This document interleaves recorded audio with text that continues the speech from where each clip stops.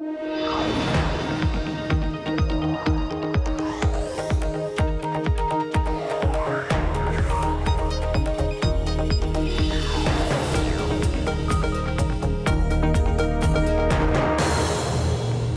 Emily Chang, and this is Bloomberg Technology. Coming up, goodbye Ireland. Under pressure from tax authorities, Facebook declares it will no longer funnel taxes through its Irish subsidiary.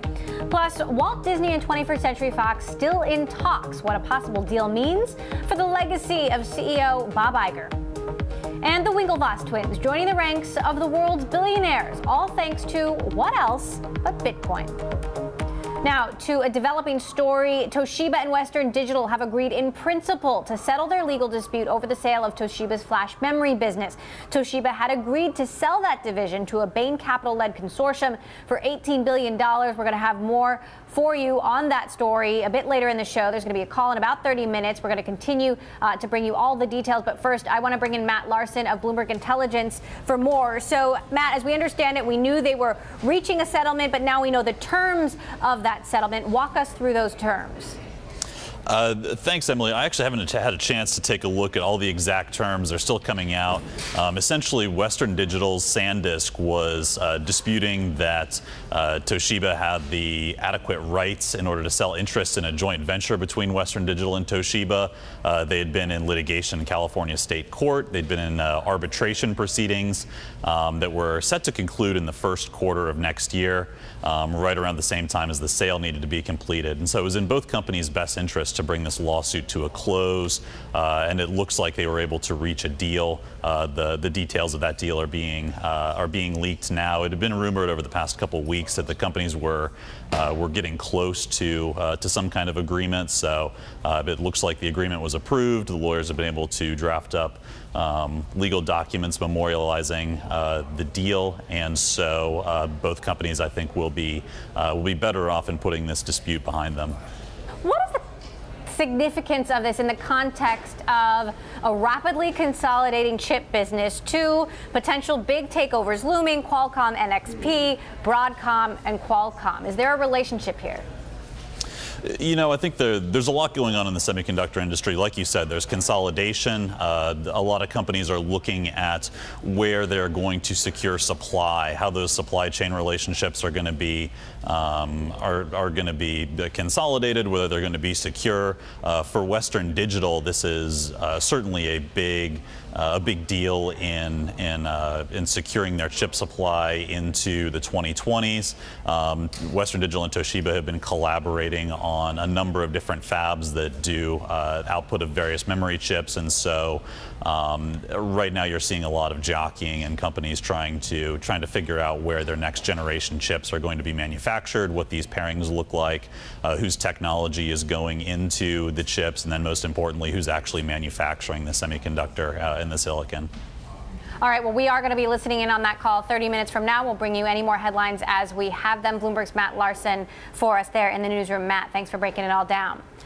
Well, Facebook is changing its tax structure. The company will start to pay taxes in the countries where sales are made, rather than funneling everything through its Irish subsidiary.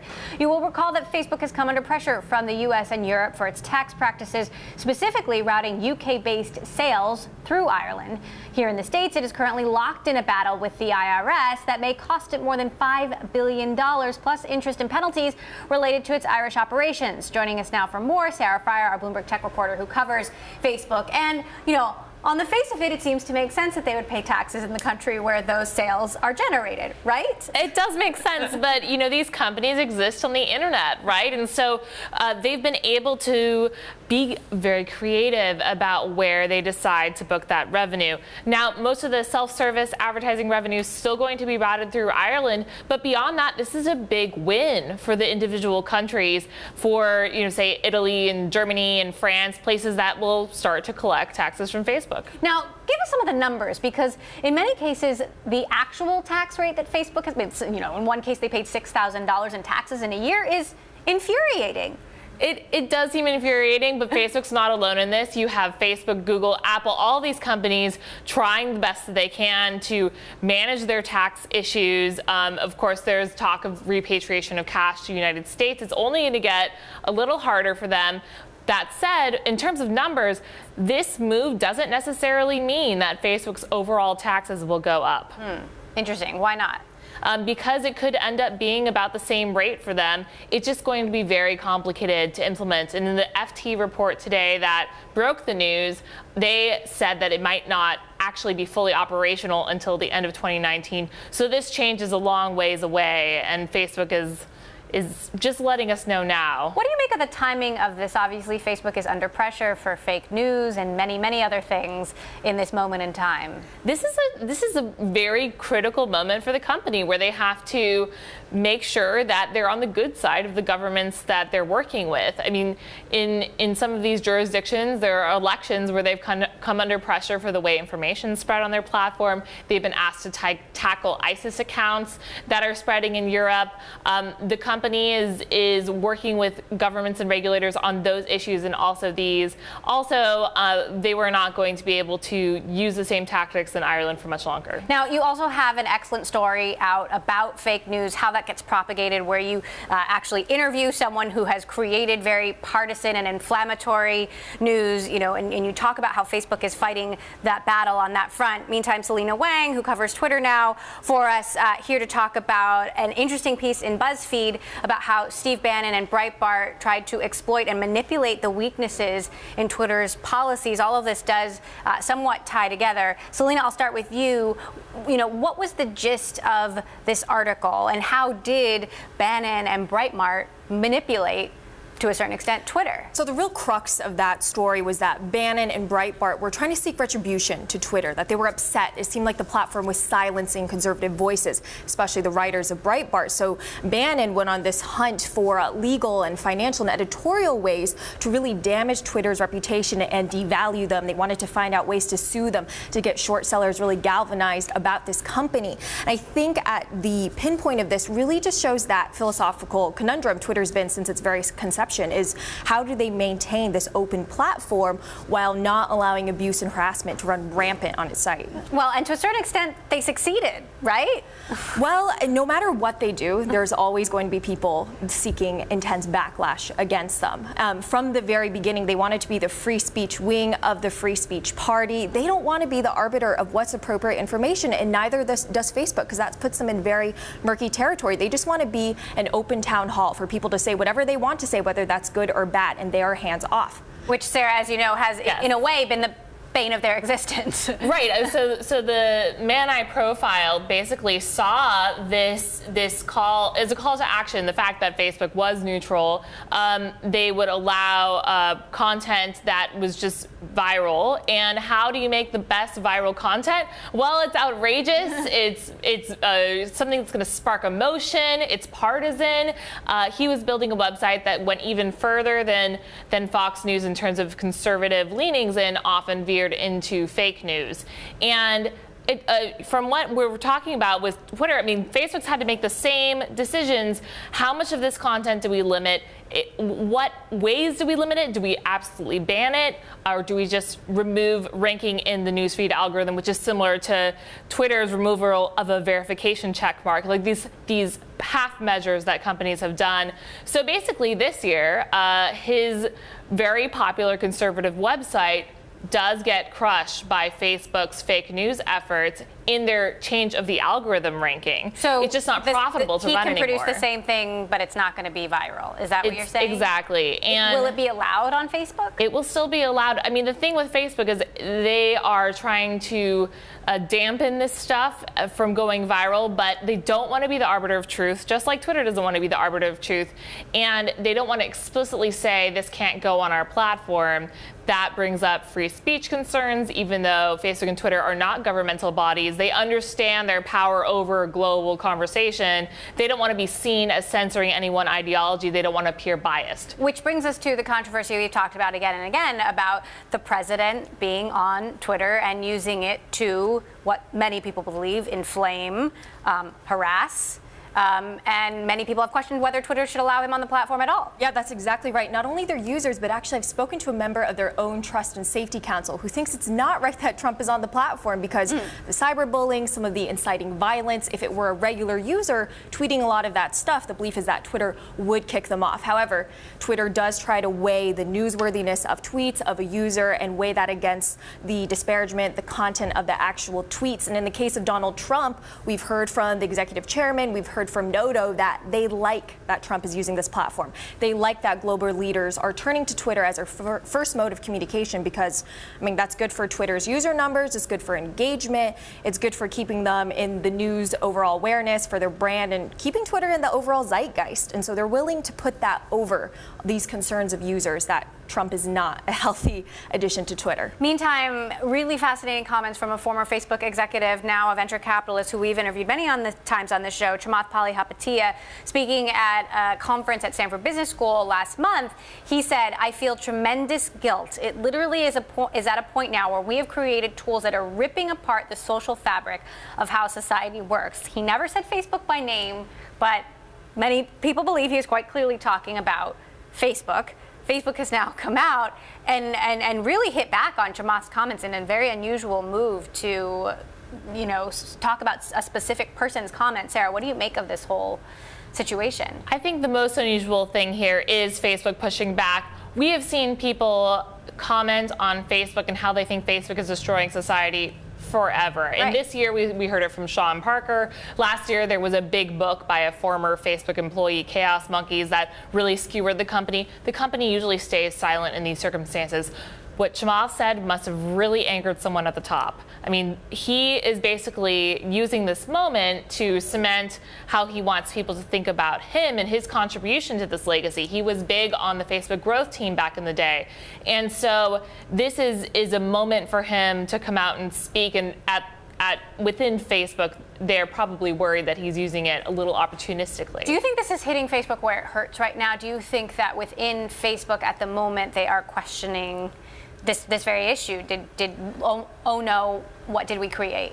Oh, absolutely. I mean, this is central to Mark Zuckerberg's evolution over the course of this year. He changed the company's mission statement. Instead of connecting the world. Connecting the world doesn't necessarily get you to being good for the world, right? Now he wants to create bonds among humanity and do something good for the world. He's done a lot of philanthropic stuff on the side. This company is definitely thinking about how they, what kind of role they should have in the world long term.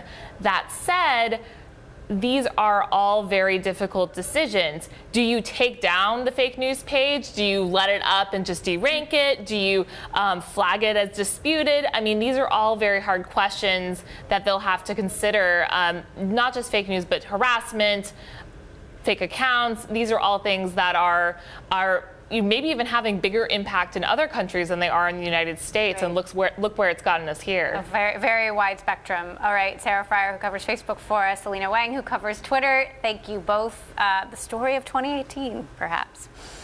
Okay, coming up, talks continue in the possible deal between 20th Century Fox and Walt Disney. How this plays into Disney's big bet on streaming content. 21st Century Fox, I should say. And Bloomberg Tech is live streaming on Twitter. Check us out at Technology weekdays, 5 p.m. in New York, 2 p.m. in San Francisco. This is Bloomberg.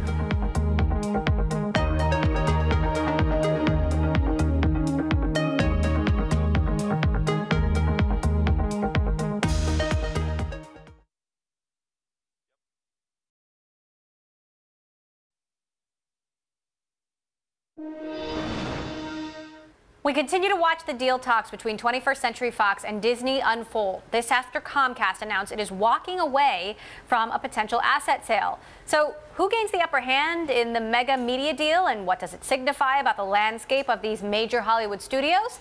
Stan Meyers, an analyst at Piper Jaffray, joins us on the phone. He currently has an overweight rating on Disney. With us in New York, we've got our editor-at-large, Corey Johnson. So Stan, I will start with you. What do you think is the opportunity here for Disney? Thanks for having me to discuss this mega deal. Look, at the core, the deal is about Disney's ambition to reshape its future. It wants to broaden its competitive moat. It wants to improve its company's growth profile. Obviously, there are key assets internationally that it's looking at Fox. But most importantly, it's all about direct-to-consumer streaming product that it's planning to launch, and all the content that will come with it. Obviously, Fox has a lot of IP that Disney can develop and monetize a lot better than most. Corey, what are the risks of this deal?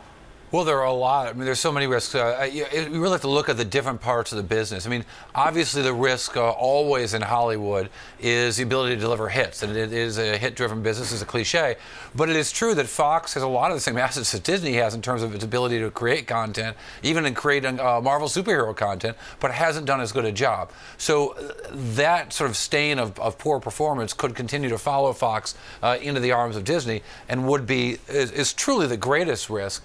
But I think there's another existential risk of this deal because, no company should know better about the problems in cable television right now. That the move from fat bundles to skinny bundles and from unbundled content going right over, over the top, pulls people away from ESPN, Disney's cash cow.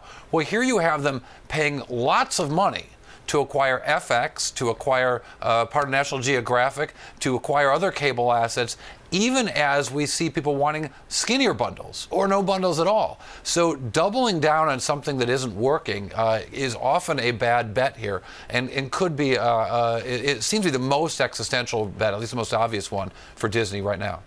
I'm curious, Dan, what this means for Hulu. If this happens, Disney would be doubling its stake in Hulu, would become the majority owner in Hulu, with competitors, including Comcast, among the minority owners. Do you see, the ownership structure changing even more there if this happens? Yeah, I mean, I think Comcast will likely pull out its stake out of Hulu. I don't think it wants to be a minority partner with Disney, and then Disney would have to chart its own course with Hulu. But primarily, the focus here is to continue to build a direct-to-consumer product that can compete and sort of reshape the future of TV. What do you think the international implications would be here, Corey? Because it could significantly impact the international footprint, given the Sky assets, Star India. So the India assets, I think, might be the crown jewel at all of this. Certainly, it's a place that Disney doesn't have. It's the one thing that Disney really does. Is everywhere else, studio, right?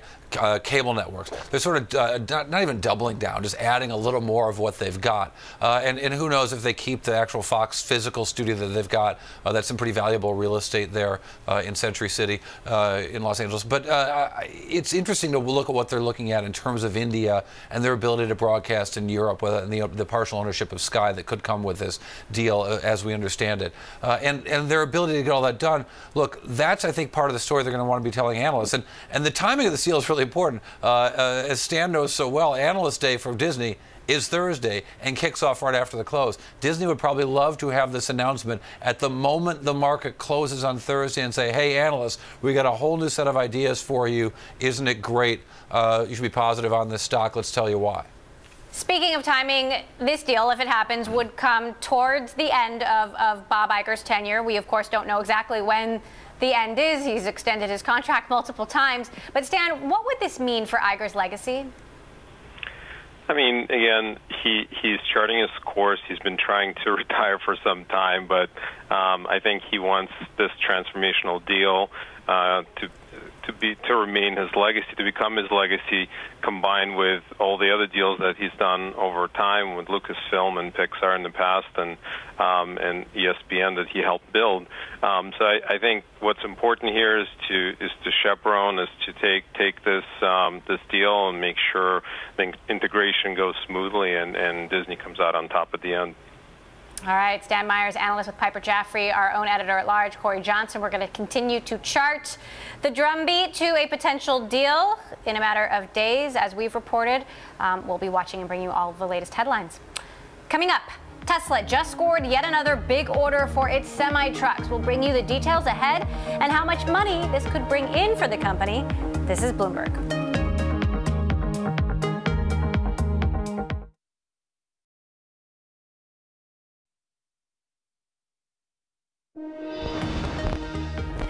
Tesla is getting its biggest known truck order yet from Pepsi. The pre-orders for 100 vehicles worth an estimated $2 million. Walmart and Anheuser-Busch have also placed orders with the automaker as well. Production is scheduled to start in 2019, and an analyst at Consumer Edge is forecasting the Tesla truck could generate as much as $3.5 billion in annual revenue for the company. Comcast spent years fighting the Obama-era internet regulations known as net neutrality that kept it from charging web companies to boost their content speed. But now the cable company says it won't do that should the FCC repeal these rules later this week. In an email, a Comcast spokesperson said, quote, "Any reporting that we are preparing to offer paid prioritization is absolutely false and inaccurate." And in this day in tech, Apple became a public company 37 years ago in 1980. Founder Steve Jobs was 25 at the time and held the chairman title. The company sold 4.6 million shares at $22 a piece. Since that first day of trading, shares of Apple are up more than 49,000%, with a market cap of more than $800 billion. Coming up, the Winklevoss twins may have missed out on becoming Facebook billionaires, but now Bitcoin has them joining the club. Who else is in the ranks? That's next. And if you like Bloomberg News, check us out on the radio. You can listen on the Bloomberg Radio app, Bloomberg.com, and in the U.S. on SiriusXM. This is Bloomberg.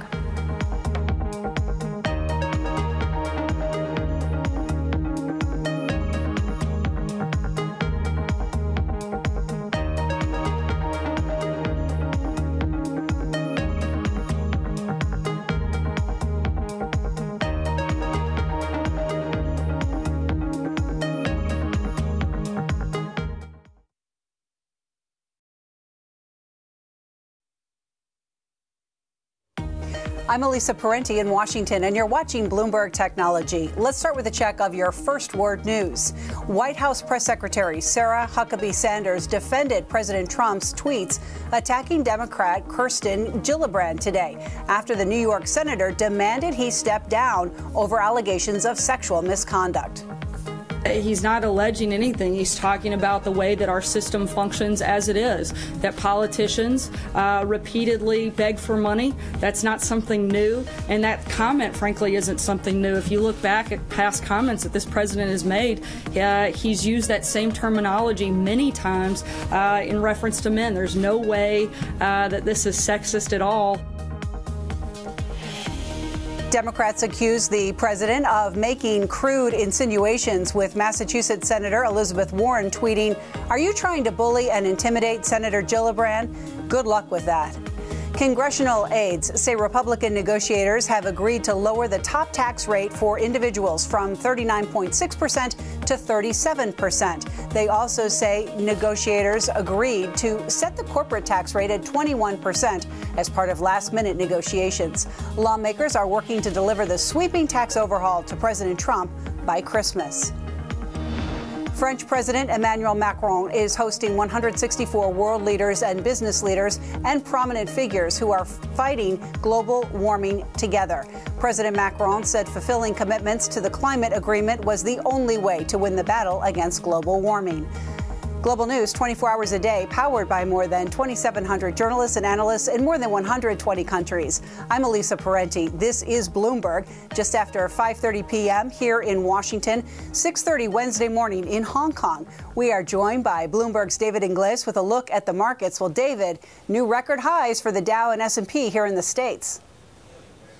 Yeah, we're not going to get there today, at least here in Asia. So we're 30 minutes away from the open-up markets in Sydney, about 90 minutes away from Tokyo and Seoul. We're looking at a muted start, looking at just the futures here at the moment. Maybe about 0.25% higher in Japan. But as you can see, of course, it's fairly negative tilt across most of the benchmarks so far at the moment. I'm watching, of course, Hang Seng here in Hong Kong after the drop that we got yesterday. Plus a few bits and pieces, of course. Japan machine orders are coming out. We also have the jobless rate out of South Korea. But we're watching really what happens in India following that recent surge in inflation. The bond bleed is expected to continue there in Mumbai. I'm David Ingles. More from Bloomberg Technology next.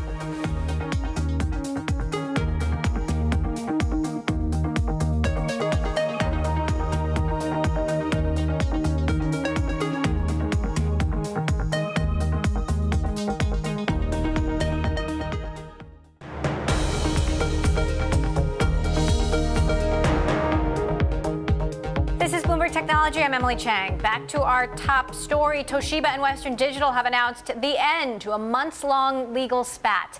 The dispute had threatened to derail the $18 billion sale of Toshiba's flash memory business and cut the U.S. company off from a future supply of vital new products. Western Digital is dropping arbitration claims in the U.S. that were aimed at stopping the sale to a consortium led by Bain Capital. In return, the Japanese company will end its legal claims against Western Digital. A conference call is set to be underway shortly, and we will bring you the latest as it develops. Well, Bitcoin's massive rally is helping lift up some of its overshadowed competitors. Ether and Litecoin, the second and fourth largest cryptocurrencies, are surging to all-time highs. This on the optimism that Bitcoin futures will attract institutions to the fledgling market. Two people riding high on the Bitcoin wave are Tyler and Cameron Winklevoss, co-founders of the Bitcoin cryptocurrency exchange Gemini. Thought to be among the biggest holders of Bitcoin, they spoke to Bloomberg to talk about why they made such a big bet on an uncertain asset. Well, we think that Bitcoin is like gold 2.0. So whatever the reasons, your reasons for investing in gold, whether it's scarce, durability, portability, fungibility, we think that Bitcoin matches or beats gold across the board in all of those categories. It's actually not scarce, it's fixed. You can send it around like you send an email. It's a lot harder to do that with bars of gold. So the market cap right now of Bitcoin is 300 billion. The market cap of gold is 6 trillion. We think that Bitcoin disrupts gold. We've been saying this since the market cap was 1 billion in Bitcoin. We're 300 times more correct today, and we think that there's a chance we'll be 20 times more correct from here on out. Is there any reason to believe that in fact people are selling gold and buying Bitcoin? We're not. That's very possible for sure. I think anybody who likes the characteristics of gold in their portfolio definitely will be attracted to gold. I mean Bitcoin, excuse me. I love that you mentioned that because Jeff Curry actually had a note out talking about that. And from his research, on the flip side, that he hasn't seen that yet because ETF flows haven't seen outflows of gold per se, and they look at a different kind of supply and demand dynamic, Julie, than what Bitcoin will be. So you said you could be 20 times more correct than you are now, right? In other words, that we could see another 20 or even 30-fold, I think you guys were quoted as saying, increase in the price of Bitcoin. But sort of how do you get there? Because even people who are positive on Bitcoin, many of them say we could see a sharp correction. Then it might go back up. But, it could be a rocky road to get there. I think part of that is creating access to it. So we built Gemini.com, which is a licensed exchange and custodian. We're a New York trust company. We've launched 2 years ago. We're onshore, headquartered in New York. So it makes it easier for hedge funds to get involved. We have some of the world's most sophisticated market makers and prop trading firms already on Gemini.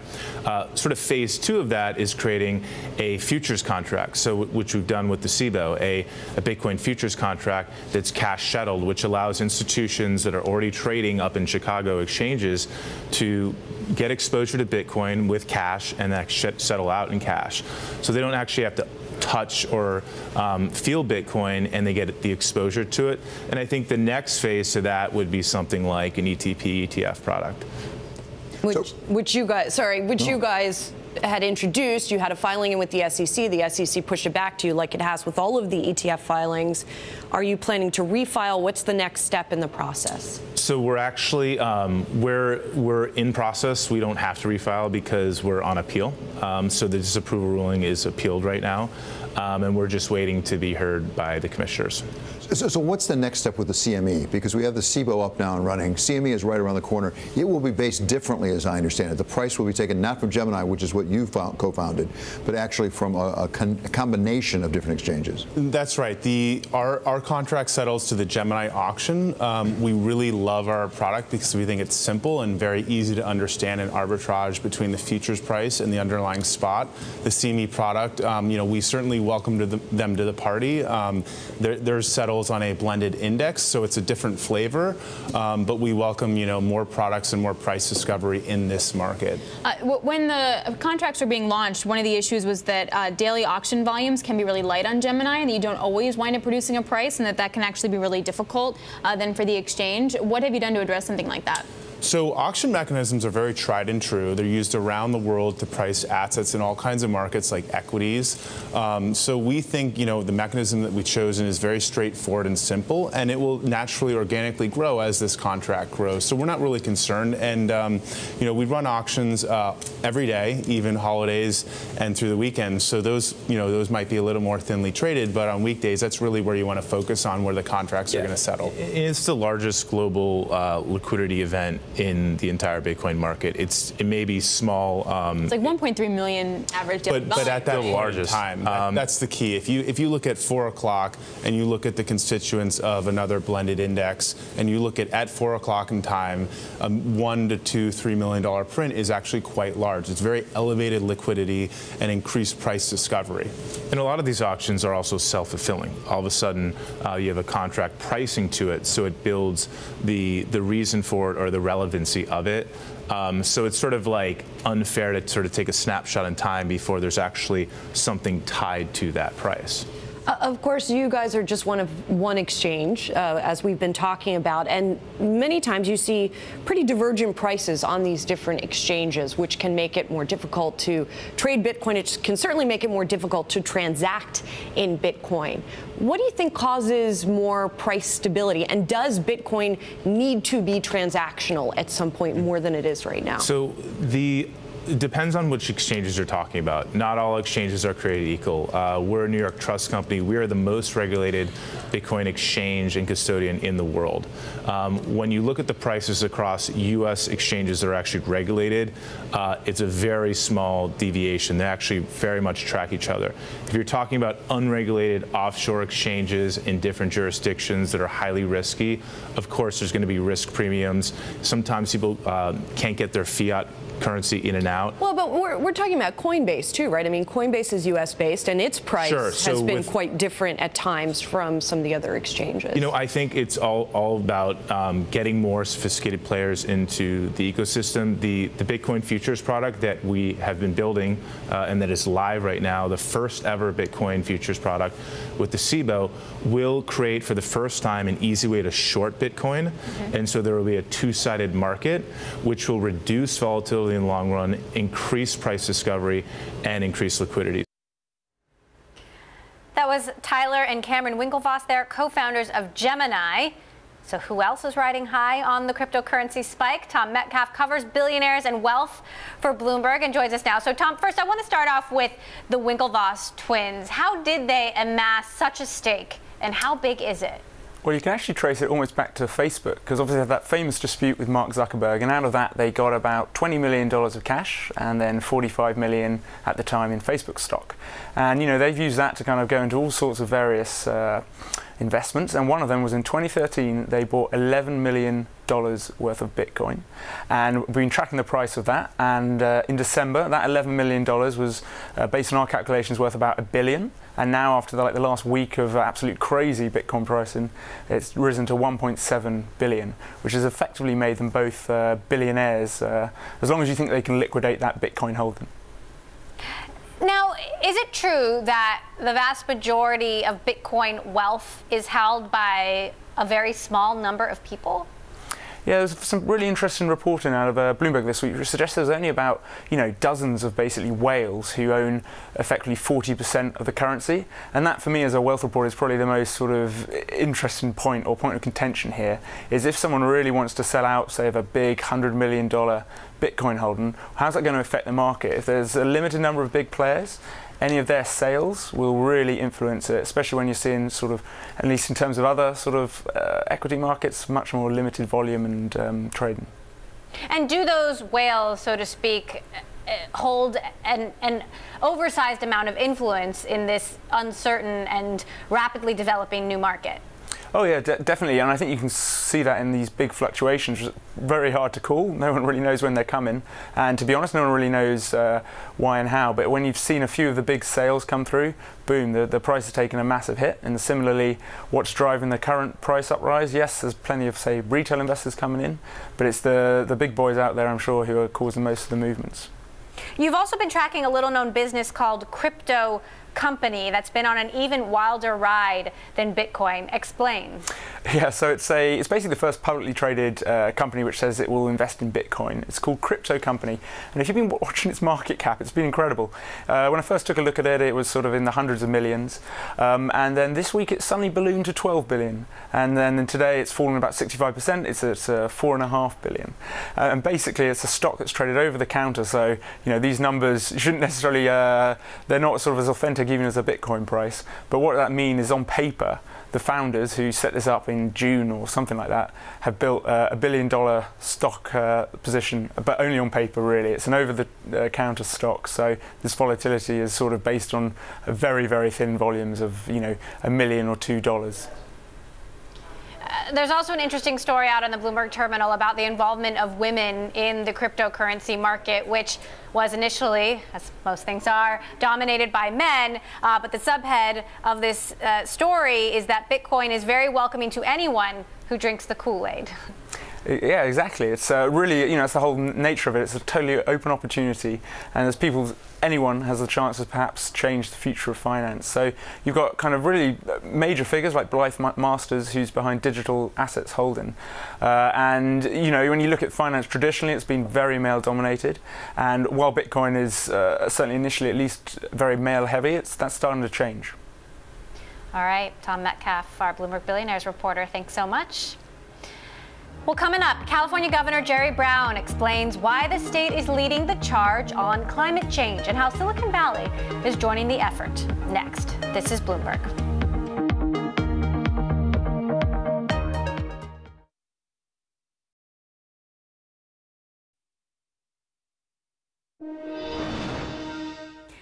French President Macron is hosting the One Planet Summit in Paris, where political and business leaders have come together to review progress towards the goals set out in the COP21 agreements. California Governor Jerry Brown is among the attendees. Bloomberg's David Weston caught up with the governor and asked about California's role in combating global warming.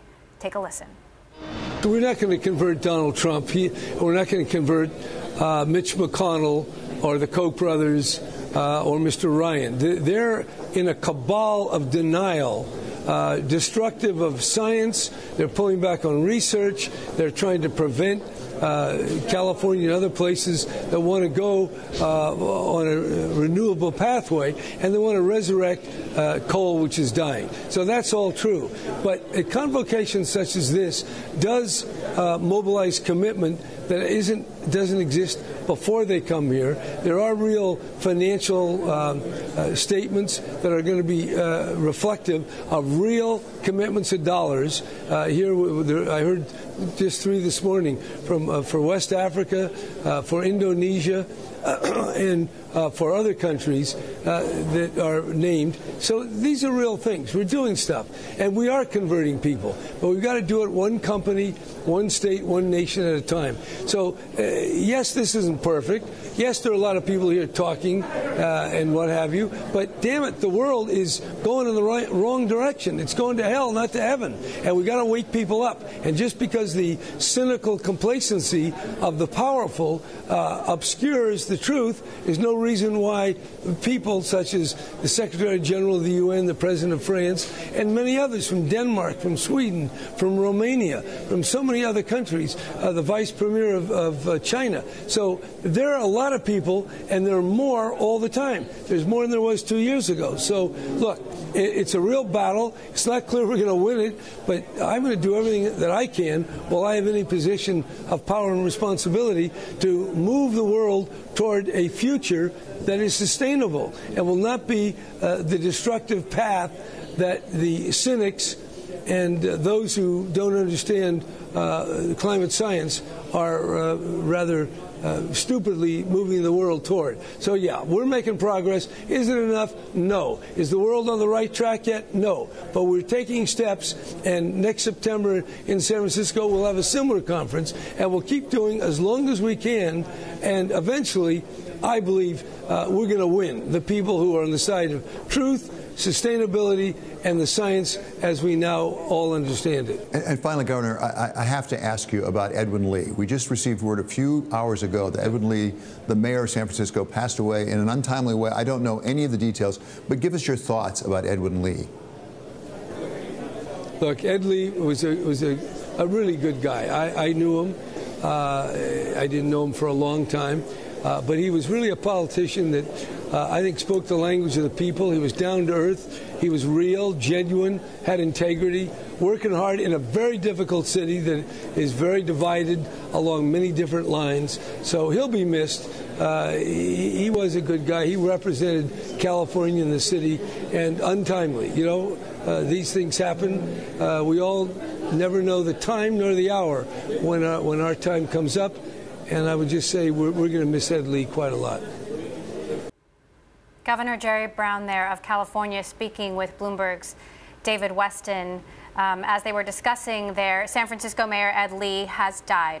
Lee had a close working relationship with the tech industry in the city since taking office in 2011, working to lure startups and key major firms in San Francisco through various proposals involving taxes and housing. He also trumpeted San Francisco as a sanctuary city for undocumented immigrants and opposed President Trump's executive order aimed at stripping such cities of federal funding.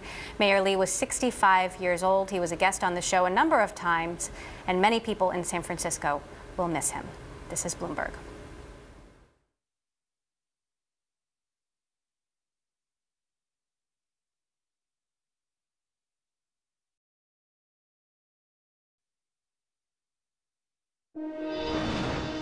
Indonesia's first billion-dollar startup, Go-Jek, is facing competition and challenges with its rapid growth. Its latest test, a ban of its food delivery service at a local Jakarta school, and the student opposition that followed. For more, we're joined now by Shelley Banjo in Hong Kong, who covers Go-Jek for Bloomberg Technology. So, Shelley, tell us exactly what happened here. So this is a lighthearted reminder of some of the issues that these startups face as they're going into entrenched kind of industries. So what happened was that there were so many dozens of drivers that were delivering food to school kids at lunch, and kids were, enjoying it. There were dozens of drivers lining up every single day, and the school said, you know what, this is not good for us. It's diverting revenue from our school cafeteria, and also it's delivering unhealthy food and creating a lot of waste with all the delivery bags and cartons. So why are the kids at this school so upset? Well, these kids want what they want to eat. If you have the option of one cafeteria food or, dozens and thousands of restaurants around Jakarta, and you get that option taken away from you, it's the same thing that's happening everywhere. Users decide what they want, they get used to it, and then they get upset if that gets taken away. Now, Bloomberg recently spoke with the CEO of Go-Jek at the Asia Year Ahead Summit, and he had this to say about the competition. Take a listen. It's because we have been pushed to our limits, so we had to hyper-innovate in order to adapt. And we came up on top in Indonesia as a result of that competition and the urge and hunger to innovate. This is Indonesia's first unicorn, sort of straddling this role as a ride hailer, as a food deliverer. How do you see this role evolving given some of the pushback it's seeing? It's really interesting to see how this company has developed. In the U.S., you have Uber doing mostly ride-hailing, but getting into Uber Eats. You have Airbnb really focusing on, lodging and sometimes experiences. But with Go-Jek, they're in 17 different things. So you can wake up in the morning, you can get a blowout with Go Glam, you can, get a ride to work, you can order your lunch there, you can get a massage. The list goes on. A cleaner, a doctor. They're in so many different industries. And so what they're doing is they're saying, okay, we have this customer platform, we have all these people, let's see how many services that we can give them. And when you do that, you're obviously going to run into all sorts of kind of traditional industries that are saying, hey, what about our business? Why are you taking away our business? All right, fascinating company to watch. Shelley Banjo for us in Hong Kong. Thank you for bringing us that story.